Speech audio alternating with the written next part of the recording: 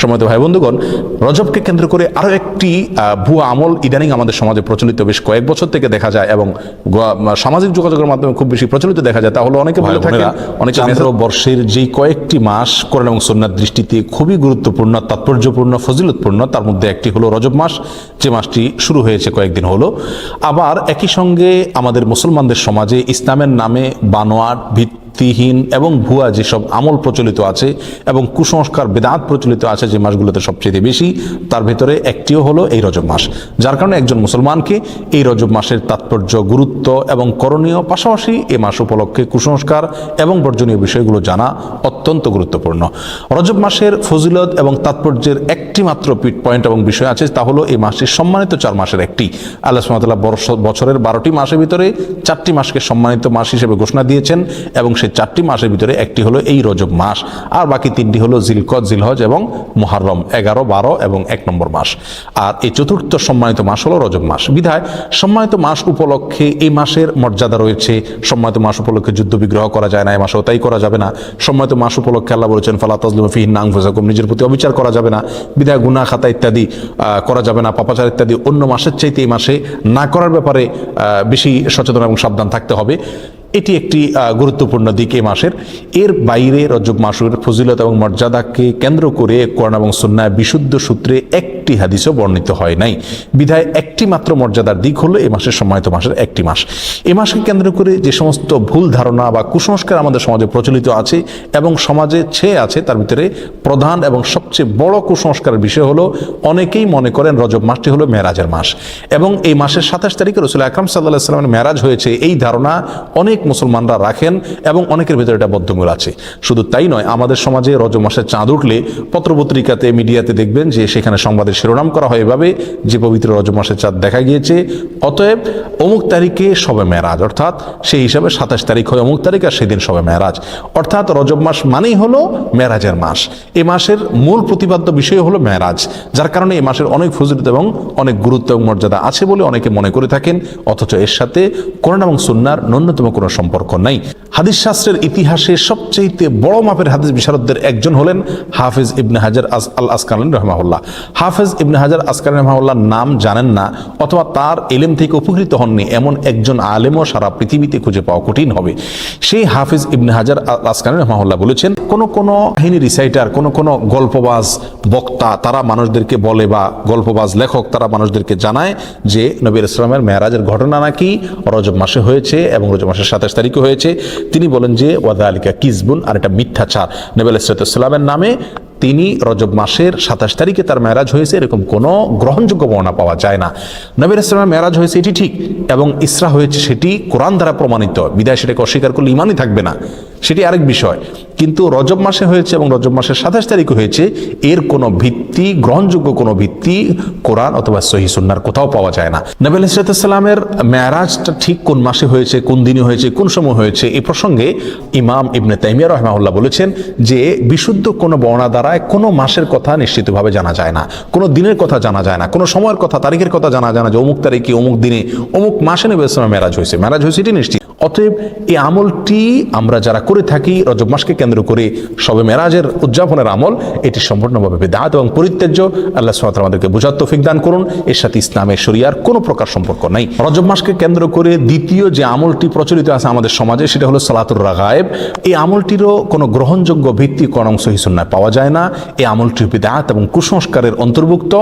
অনেকেই বর্ণনা করে থাকে একটা হাদিসটি বর্ণনা করেছেন আনাস রাদিয়াল্লাহু তাআলা আনহু, যে রাসূল আকরাম সাল্লাল্লাহু আলাইহি ওয়াসাল্লাম নাকি বলেছেন যে কোন ব্যক্তি যদি রজব মাসের প্রথম বৃহস্পতিবার দিবাগত রাতে 12 রাকাত নামাজ পড়ে, নফল নামাজ, এবং সেটা মাগরিব এশার মাঝখানে 2 রাকাত করে পড়ে, প্রথম রাকাতে সূরা ফাতিহা, এরপরে 3 বার সূরা ইন্না আনজালনা ফি লাইলাতুল কদর, এরপরে 10 বার সূরা কুল হুয়াল্লাহ, সিজদাতে বিশেষ সংখ্যক তাসবিহ এবং এরপরে বিশেষ সংখ্যক দুরূদ রাসূলের প্রতি, এগুলো যদি কেউ করে তার জীবনের সব গুনাহ মাফ করে দেওয়া হবে ইত্যাদি ইত্যাদি। এটাকে সালাতুর রাগায়েব বলা হয়। প্রিয় বন্ধুগণ, এই সালাতুর রাগায়েব সম্পর্কিত এই যে হাদিসটি পেশ করা হয়ে থাকে, এটি নবী আলাইহিস সালামের কোনো হাদিসের কিতাব থেকে খুঁজে পাওয়া যায় না। এই সম্পর্কে মুহাদ্দিসিনে কেরাম একেবারে সুস্পষ্ট মন্তব্য করেছেন যে এটি জাল এবং ভিত্তিহীন। একটি টাকার নোট যখন ব্যাংক থেকে ওইটাকে জাল হিসেবে চিহ্নিত করে দেওয়া হয়, এটি যেরকম অচল হয়ে যায়, এই হাদিসটিকে মুহাদ্দিসিনে কেরাম ঐক্যবদ্ধভাবে যেহেতু জাল বলে চিহ্নিত করেছেন, বিধায় এটাও অচল এবং গ্রহণযোগ্য নয়। রজব মাস উপলক্ষে তৃতীয় যে আমলটি প্রচলিত আছে তাহলে একটি দোয়া বেশি বেশি করে পড়া, আর সেটি হলো আল্লাহুম্মা বারিক লানা ফি রজব ওয়া শাবান, অর্থাৎ হে আল্লাহ আপনি আমাদেরকে রজব এবং শাবান মাসে বরকত দান করুন, ওয়া বাল্লিগনা রমাদান, আর আমাদেরকে রমজান পর্যন্ত আপনি পৌঁছায় দিন, অর্থাৎ রমজান যেন আমরা লাভ করতে পারি। এই দোয়াটি বর্ণিত হয়েছে মুসনাদ আহমদে। আর যেই বর্ণনায় এই দোয়াটি বর্ণিত হয়েছে সেই বর্ণনার ভিতরে একজন বর্ণাকারী আছেন যার নাম হলো জায়দা ইবনে আবি রিকাদ। এই বর্ণাকারী সম্পর্কে ইমাম বুখারী রাহমাহুল্লাহ বলেছেন যে মুনকারুল হাদিস, তার হাদিস গ্রহণযোগ্য নয়। আর ইমাম নাসাই রাহমাহুল্লাহ বলেছেন যে তাকে আমি চিনি না, অন্য এক কিতাবে তিনি বলেছেন সে মুনকারুল হাদিস। এবং ইবনে হিব্বান রাহমাহুল্লাহ তার সম্পর্কে মন্তব্য করেছেন যে এই লোকের বর্ণিত কোনো হাদিস গ্রহণযোগ্য নয়।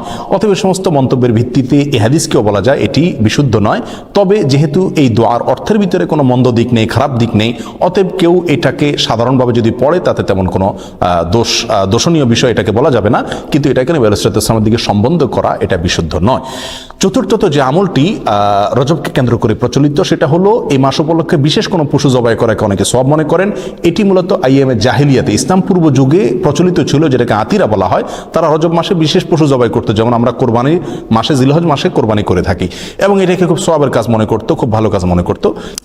ইসলাম তাদের সেই প্রথাকে সম্পূর্ণভাবে রহিত করেছে, বিলুপ্ত করেছে। এই সম্পর্কে বহু বিশুদ্ধ হাদিস বর্ণিত আছে। বিধায় রজব মাস উপলক্ষে বিশেষ কোনো পশু জবাই করা এটাকে সওয়াবের কাজ মনে করা যাবে না।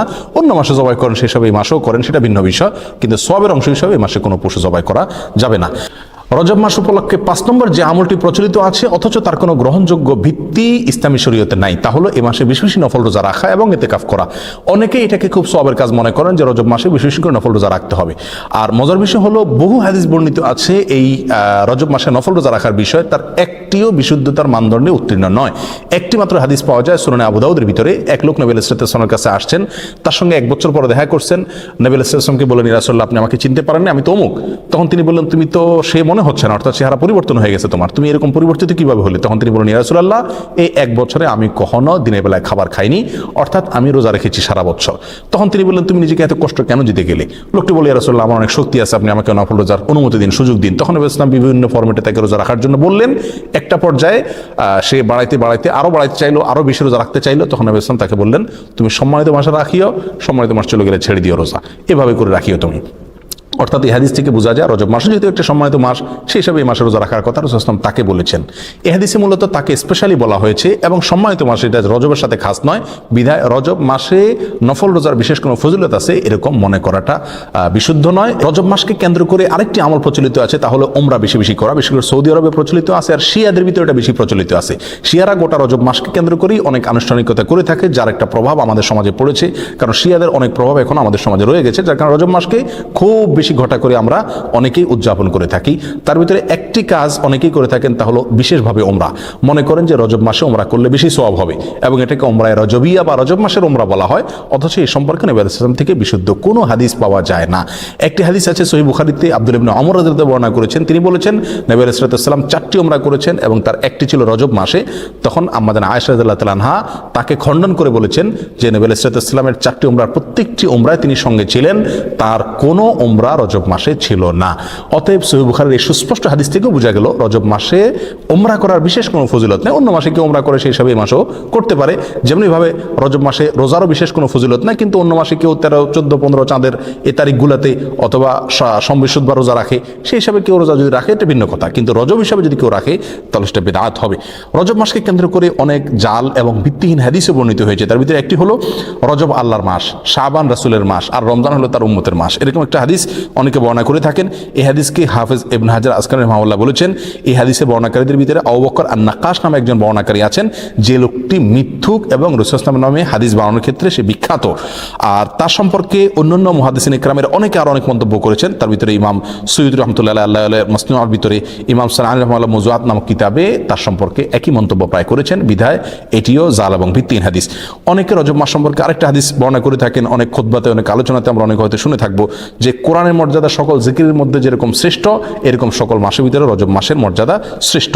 এই হাদিস যারা বর্ণনা করে থাকেন, এই হাদিস প্রসঙ্গে হাফেজ ইবনে হাজার আসকালানি রাহিমাহুল্লাহ এবং অন্যান্য হাদিস বিশারদ, বিশেষ করে জাল হাদিস বিশেষজ্ঞ ওলামায়ে কেরামের অনেকেই বলেছেন যে হাদিসের বর্ণনাকারীর ভিতরে সিক্তি নামে একজন বর্ণনাকারী আছেন, আর এই বর্ণনাকারী, এই লোকটি জাল হাদিসের বিখ্যাত বর্ণনাকারী, অর্থাৎ রাসূলুল্লাহ সাল্লাল্লাহু আলাইহি ওয়াসাল্লামের নামে মিথ্যা হাদিস বর্ণনা করার ক্ষেত্রে তার বিশাল খ্যাতি রয়েছে।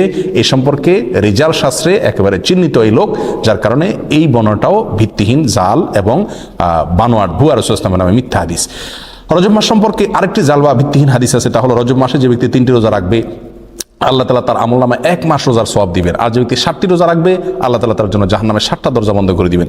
এরকম একটা হাদিস অনেকে বর্ণনা করে থাকেন, এবং এই হাদিসকে জাল হাদিস সমগ্রের যত বই আছে, জাল হাদিসের কালেকশনের যত বই আছে, তার সমস্ত কিতাবেই এই হাদিসটি স্থান পেয়েছে। ইবনুল জাওজি রাহিমাহুল্লাহ আল মাওজুআত কিতাবে, সুয়ুতী রাহমাতুল্লাহ তাআলা আল মুসনাআ কিতাবে, শাওকানি রাহিমাহুল্লাহ ফাওয়াইদুল মাজমুআ কিতাবে, এবং তাবয়িনুল আজাব কিতাবে ইবনে হাজার আসকালানি রাহিমাহুল্লাহ, এভাবে সমস্ত প্রায় জাল হাদিসের যে কিতাবগুলো আছে সেগুলোতে এই হাদিসটা স্থান পাইছে, অর্থাৎ এই হাদিসটি জাল এবং ভিত্তিহীন। এভাবে রজব মাসকে কেন্দ্র করে আরো অনেক জাল, ভুয়া এবং ভিত্তিহীন হাদিস আমাদের সমাজে প্রচলিত আছে। তার ভিতরে আরেকটা হলো, যে ব্যক্তি রজব মাসে রোজা রাখবে এবং 4 রাকাত নামাজ পড়বে, আল্লাহ সুবহানাহু ওয়া তাআলা জান্নাতে তার জন্য যে আসন রেখেছেন, তার যে মাকাম হবে, সেটা না দেখে তার মৃত্যু হবে না, অর্থাৎ দেখে তারপর মৃত্যু হবে।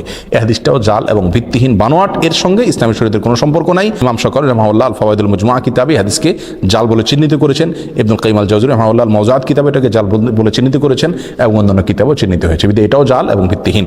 সম্মানিত ভাই বন্ধুগণ, রজবকে কেন্দ্র করে আরো একটি ভুয়া আমল ইদানিং আমাদের সমাজে প্রচলিত বেশ কয়েক বছর থেকে দেখা যায়, এবং সামাজিক যোগাযোগের মাধ্যমে খুব বেশি প্রচলিত দেখা যায়। তা হলো, অনেকে বলে থাকেন, অনেকে মেসেজ পাঠিয়ে থাকেন, ইনবক্স করে থাকেন যে রমজান অমুক তারিখে হবে, এই সংবাদ যদি আপনি এতজন লোককে দেন তাহলে আপনার জন্য জান্নাত ওয়াজিব হবে, ইত্যাদি ইত্যাদি। এটি আমাদের মূর্খতার একটা বড় প্রমাণ। আমরা কোরআন সুন্নাহ থেকে যে কত দূরে সরে গেছি, যে কোনো কথা, মুখরোচক কথা শুনলে আমরা সেটাকে গিলে খাচ্ছি ইসলামের নামে, এটার একটা বড় প্রমাণ হলো এই ঘটনাকে আমরা অনেকেই খুব গুরুত্বের সাথে দেখি, এবং এই মেসেজকে আমরা অনেকে চালাচালি করে থাকি। প্রিয় বন্ধুগণ, রমজানের সংবাদ কাউকে দিলে তার জন্য কোনো ফজিলতের কথা, কোনো মর্যাদার কথা কোরআন সুন্নাহর কোথাও বলা হয়নি। আমরা অনেকেই বলে থাকি যে মানুষ এমনি মসজিদে আসে না, নামাজে আসে না, এক উসিলা যদি শবে মেরাজ উপলক্ষে মসজিদে আসে, আপনারা বাধা দিয়ে মসজিদ থেকে বের করে লাভ কি? তারা তো গান গাচ্ছে না, হারাম কাজ করছে না।